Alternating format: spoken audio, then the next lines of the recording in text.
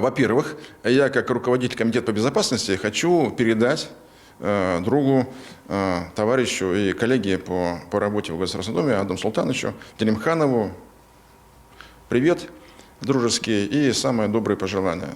То, что он делает, это великое дело. Он великий сын России и делает большое дело. Он борется с нацистами и с террористами.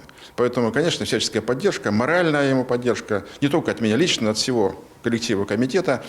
Поэтому, Адам Султанович, так держать, с победой. Вот.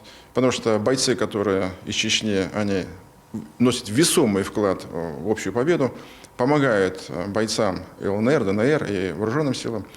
Поэтому здесь очень важна роль и участие. Вот я сегодня был в Росгвардии, тоже мы отметили действия чеченских росгвардейцев, которыми командует Адам Султанович. Поэтому вот желаю, чтобы победа наступила как можно быстрее. И я думаю, что те подразделения, которые командует Адам Султанович, он выполняет то, что нужно. Он выполняет нужную миссию, важную миссию. Поэтому это мы все знаем, ценим.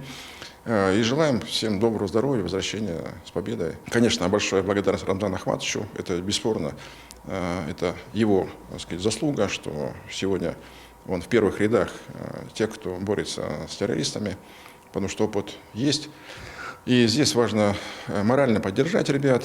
Поэтому, что касается нас, уважаемый Адам Султанович, вы знаете, что мы всегда вот с нашими доблестными вооруженными силами, с Росгвардией, ну, в данном случае и с вами вместе, и морально, и как угодно, мы вместе с вами. Поэтому знаете, что мы вас ждем здесь с дружескими объятиями. Вот, поэтому, говорится, Господь пусть вам помогает в вашем деле. Мы уверены, что мы победим с такими бойцами, с такими руководителями, как Адам Султанович, и как вообще наши вооруженные силы. Мы другого варианта и не видим. Поэтому всяческих благ, успехов. Знаете, что мы с вами и здесь ждем с большим нетерпением возвращения. А чеченцы, как вот мы видим, это настоящие такие сильные бойцы, патриоты нашей страны. Будем брать пример, как нужно защищать нашу страну.